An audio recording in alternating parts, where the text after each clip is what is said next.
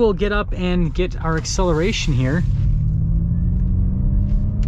You know, that's more than adequate, right? Hey everyone, it's Ben Hardy here, and in today's video, we're going to be going over an all-new Ford Mustang Mach-E in the Select package. First and foremost, so a huge shout out and thank you to the Larry Miller Ford Lincoln here in Provo for giving me some time with the Mach-E. Check the inventory in the description down below. Let's hop right into the review.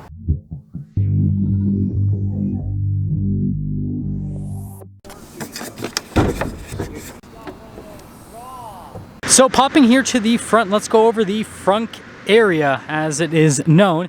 You guys can see here decent storage space. You do have the emergency release with it as well, and that's one of the benefits to going fully electric, because you have that.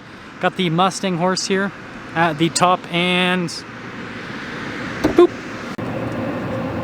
Now let's go over the front end of the Mach-E. So first off, I love this metallic gray. It has multiple colors in the flake, and it just absolutely pops in the sunlight.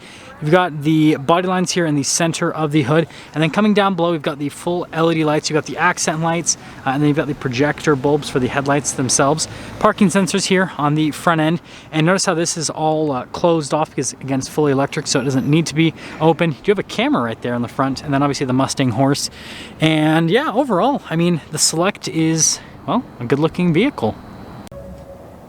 Coming around the side here, we've got two 25mm tires wrapped around 18-inch wheels in the front and over in the rear as well. And then you guys can see here with the wheels themselves, they're dark gray, just like the paint. They don't have quite the same sparkle, but they still look really good overall. And then also we've got the plastic molding here for the fender flares, continues all the way down the side. Got our Mach-E badge here with the Ford, letting you know this is four-wheel drive. We've got this for the charging port. Gotta have like the magic touch, there you go. And then it'll open up. And again, gotta have the magic touch to get it closed. It's like, right, wait for it. Apparently, you know, I'm gonna leave this in the video because this is hilarious. I quit. Anyways, other than that, you guys can see here with the rest of the side, everything that's set up, and yeah, there's your full side view. Let's see if I can get this closed. Well, it's a miracle, finally got it closed. And moving on from that, here is the key fob. You guys can see we've got the unlock, the lock, and then the opening here for the hatch, which press that twice. And, well, that'll open it up. And you guys can see, pops up nicely. Popping here to the interior, you guys can see here, we have a 12 volt in the back. Got the mats here just down below. And underneath all of this, we've got some extra storage space, all that fun stuff. And yeah, storage space is great. There's a cargo cover already built in as well, and you can press that. That's the handle, is if you want to pull it down manually for some reason, but I would just do it automatically because it's easier. Now let's finish things up with the rear. So first off, go over the taillights. You guys can see what the turn signal indicators would look like. The taillights overall look really nice. And then also got the wiper here in the rear because of the hatch design. Got the Mustang horse, and then you guys can see the parking sensors there at the bottom as well. And yeah, that's all for the rear. Now here's the door panel in the rear. So first off, you guys can see you've got soft touch all over here. We can rest your arms, stitching goes throughout, and then you got the cool trick door handle. Window control here, one of the speakers for the sound system.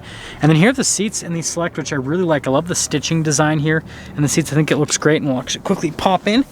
You guys can see legroom, and then headroom as well. Got some vents down there, and then you can see the USBs, all that fun stuff. This pulls down to be an armrest and some cup holders, which is definitely nice. And let's head to the front.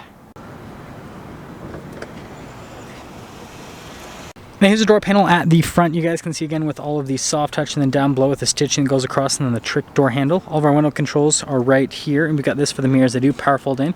They also have blind spot monitoring. Got the memory seats right over here. And then you guys can see here with the seats, again with the stitching design here, and then all of the padding down below. Looks great. You got the power adjustments there on the side, and you can see the pedals just down below. We've got that to release the hood. Light controls just up above, and then again you can see the padding and stitching right here. And there's where we'll look before we pop in.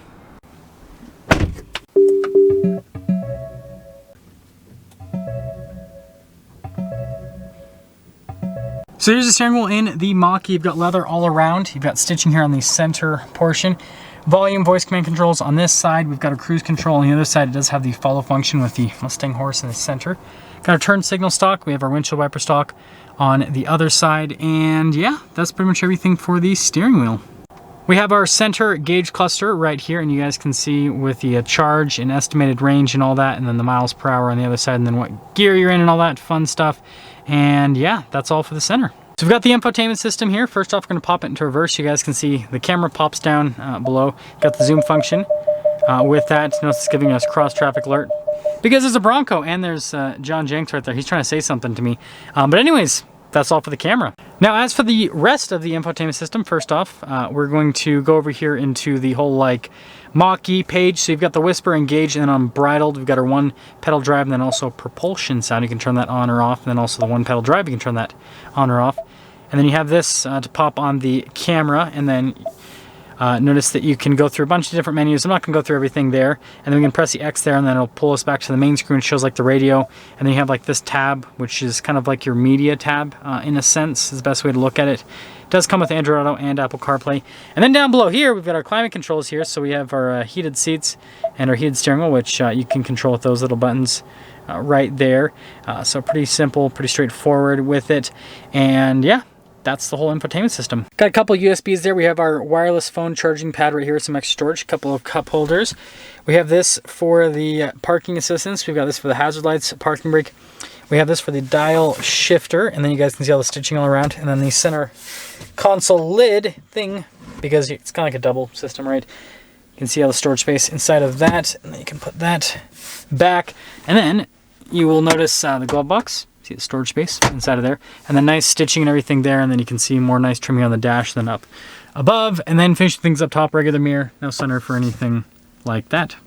So we got the window sticker for this Mach-E. You guys can see all of the standard equipment that comes with it, and then also like the range estimates and all that fun stuff, and then the optional equipment on this particular one.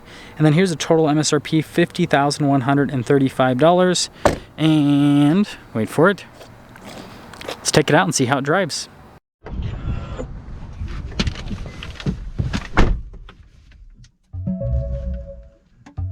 Well, let's talk about visibility before we set off.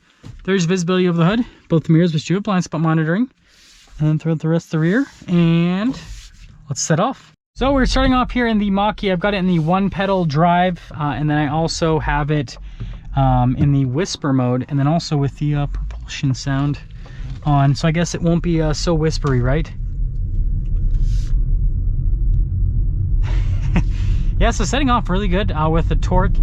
And you know, this doesn't, I mean, I've driven you know, the GT and obviously the GT Performance now, and this doesn't feel bad after driving those. Like, this still gets up at a really decent pace, and it's still really comfortable to drive. And the nice thing about the one pedal driving is it really is one pedal driving. I mean, like, once you learn how to like really modulate, you pretty much never have to use the brakes except for in like emergency situations, basically, which is definitely a huge plus. Handling's great. Yeah, even in the whisper mode, it gets up and it moves. That is for sure. We'll pop it over to the engage and let it kind of slow down a little bit here. So we're gonna come around here and let's slow down a little bit more. You can hear the propulsion sound.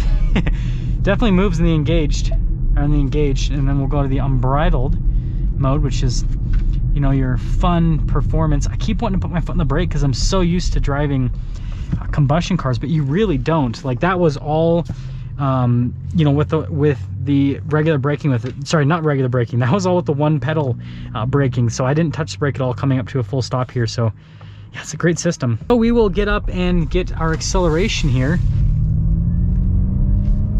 You know, that's more than adequate, right? Not nearly as quick as the GT, right? Not gonna pretend it's not there, but you know, that doesn't make me feel sick, which is good.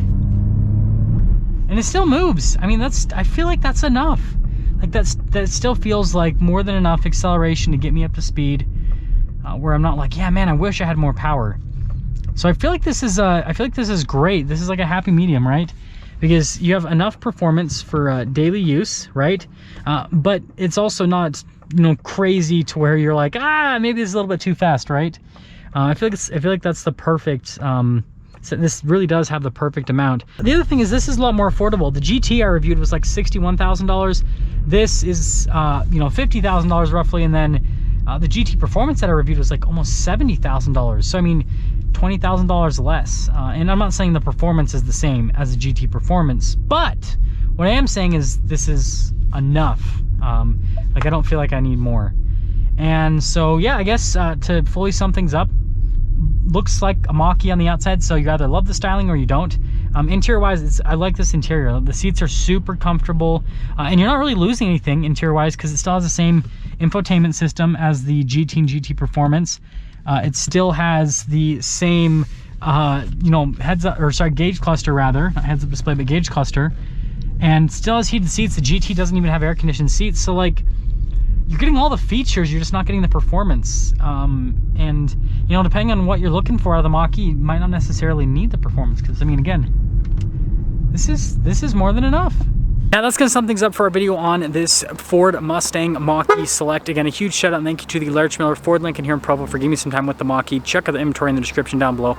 I'll see all of you in the next video.